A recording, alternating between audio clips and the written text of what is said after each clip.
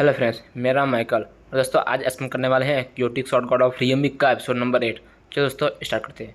जैसे कि हमने पिछले एपिसोड में देखा था कि जियान त्यान के फादर ने उसको कोई सजा नहीं दिया था और सब देखने के बाद वो लोग काफ़ी शौक हो जाते हैं और जियान त्यान को उसके फादर कल्टिवेशन करने के लिए महल से बाहर भेजते हैं और अंकल डे के साथ इस बात को जियान त्यान मान जाता है और उसको एक लिफाफा देते हैं। अब देखते हैं दोस्तों उसके बाद क्या होता है। और उसके बाद हमें 7 साल के बाद का सीन दिखाया जाता है और हम देखते हैं कि अंकल डे और महाराज एक साथ बैठ के पी रहे हैं और बात करते हैं। और महाराज कहते हैं कि अंकल डे, क्या आप मुझे बताएंगे कि क्या जियान त्यान की कल्टीवेशन क्या अब 8वें स्तर पर पहुंच गई है। और महाराज कहते हैं कि ऐसी बात तो नहीं है, लेकिन जियान त्यान ने अपने कम वक्त में काफ़ी अच्छी मेहनत की है और उसकी कल्टीवेशन काफ़ी अच्छी है, लेकिन वो 7वें स्तर पर पहुंचा है।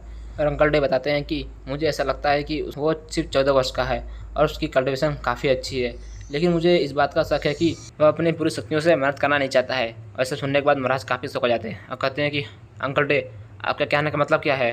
क्या इस बात का सबूत है आपके पास? और अंकल डे कहते हैं कि नहीं, इस बात का सबूत तो नहीं है मेरे पास, लेकिन जैसे आप जानते हैं कि जियान त्यान कल्टीवेशन करने में काफ़ी माहिर है और जब चाहे वो 8वें स्तर पर पहुँच सकता है। और महाराज कहते हैं कि हाँ मैं जानता हूँ, लेकिन अगर जियान त्यान ने इस वर्ष के आखिरी समय में अपना 8वां स्तर कंप्लीट नहीं किया तो हमें लगता है कि हमें 1 साल और इंतज़ार करना होगा। और हम देखते हैं कि जियान की माँ मस्त बैठ आराम फरमा रही है और वहाँ एक नौकर आती है और कहती है कि चौथी रानी, ये लीजिए आपके लिए मिल्क शेक और आपका मनपसंद केक जो मास्टर ने भेजा है आपके लिए और आपके बेटे के लिए। और जियान त्यान की माँ कहती है कि ठीक है, एक काम करो, जियान जियान अंदर बैठ के कल्टीवेशन कर रहा है, तुम इसको यहीं रख दो, मैं इसको बाद में दे दूँगी। और वहाँ रख के चली जाती है। और जियान त्यान की माँ कहती है कि बेटा तुम्हें पता है ना क्या करना है। और उसके बाद जियान त्यान कहता है कि हाँ माँ मुझे पता है क्या करना है। और उसमें हम देखते हैं कि जियान त्यान को और हमें 14 साल का जियान त्यान दिखाया जाता है और वो काफ़ी बड़ा हो चुका है और जियान त्यान कल्टीवेशन कर रहा है और अपनी आँखें बंद करके कल्टीवेशन कर रहा है, लेकिन उसको काफ़ी पेन हो रहा है। हम देखते हैं कि जियान त्यान जन्म की बातें याद कर रहा है और हम देखते हैं कि कुछ लोगों को जो जियान त्यान की फैमिली को मारना चाहते हैं और हम देखते हैं कि कुछ लोग उनका सामना कर रहे हैं और वो कहते हैं कि जियान चैन प्लीज़ तुम वापस जरूर आना, जब तक तुम नहीं आओगे हम इनको संभाल कर रखेंगे और दूध कबीले पे हमला करने नहीं देंगे, हम उनको बचा के रहेंगे। तभी हम देखते हैं कि उसमें से एक नकाबपोश बंदा उसके दोस्तों को पकड़ के मार देता है और कहता है कि चिंता मत करो, जियान त्यान कभी नहीं आएगा, वो मारा गया है। और वो नकाबपोश उसके दोस्तों को चारों तरफ से घेर लेते हैं और उसके दोस्त कहते हैं कि जियान चैन प्लीज़ तुम वापस आना, हम मारे गए। तभी जियान त्यान कहता है कि नहीं, ऐसा नहीं हो सकता। और वो काफ़ी गुस्से से अपनी आँखें खोलता है और वहाँ रखे हुए एक मेज को अपनी तलवार से काट देता है और वो उठ के खड़ा होता है और कहता है कि अरे यार, ये तो सिर्फ एक सपना था।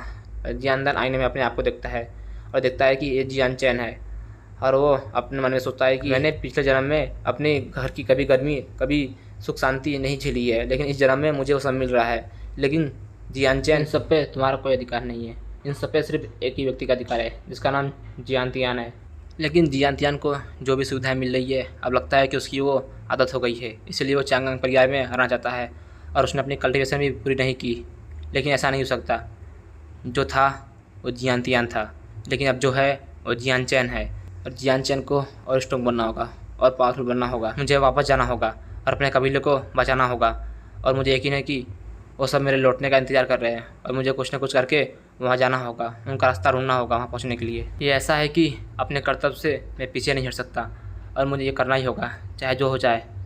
और उसके बाद वो पावरफुल से चढ़ता है और वहाँ की दीवारें टूट जाती है और वो दीवारों की तरफ देख के कहता है कि मुझे आगे बढ़ता रहना होगा और मेहनत करनी होगी और मुझे ज़िंदा रहना होगा। और उसके बाद जियान त्यान कहता है कि अब मैं 8वें स्तर पर पहुँच चुका हूँ। ऐसा सुनने के बाद जियान त्यान के फादर और अंकल डे काफ़ी शौक हो जाते हैं और कहते हैं क्या जियान त्यान 8वें स्तर पहुँच गया है, ये तो बहुत बढ़िया है। और अंकल डे कहते हैं कि वाह, मुझे यकीन था कि मास्टर हमें निराश नहीं करेंगे, वो 8वें स्तर पहुँच गए। और उसके बाद जियान त्यान वहाँ के बढ़ता है और कहता है कि पिताजी, अगर मैं 8वें स्तर पहुँच गया तो ये लिफाफा मैं खोल सकता हूँ, तो क्या ये मैं लिफाफा खोलूँ? ये लिफाफा मेरा भविष्य तय करेगा। और उसके पिता कहते हैं हाँ बेटा, क्यों नहीं, तुम खोल सकते हो। और उसके बाद जियान त्यान वो लिफाफा खोलता है और वो देख के काफ़ी शौक हो जाता है और कहता है क्या क्या ये एक प्रवेश पत्र है?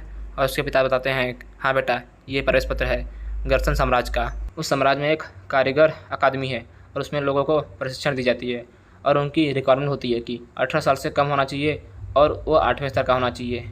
इसीलिए बेटा मैं तुम्हें चाहता था कि तुम 8वें स्तर पहुँचो और तुम उस गर्सन साम्राज्य में भाग लो, उस अकादमी में, और तुम काफ़ी स्ट्रॉन्ग बनो।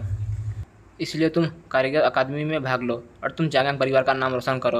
और अंकल डे बताते हैं कि हाँ, कारीगर एकेडमी में रिक्वायरमेंट के लिए 3 दिन बाद वहाँ हमको पहुँचना होगा, इसलिए हमें यहाँ से जल्दी निकलना होगा।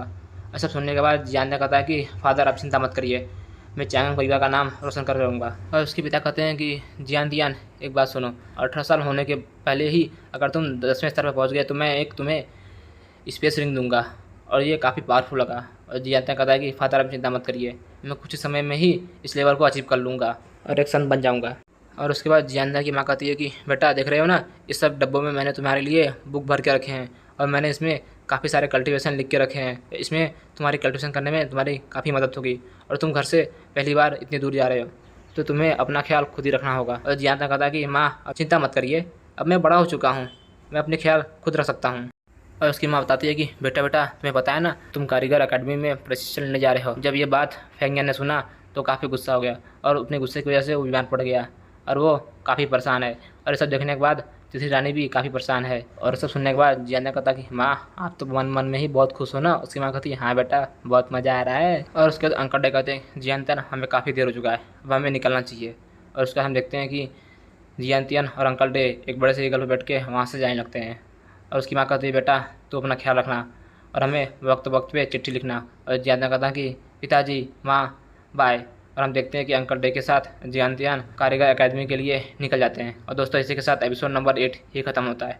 अगर दोस्तों आपको वीडियो पसंद है तो लाइक कीजिए, कमेंट कीजिए, शेयर कीजिए। बाय दोस्तों।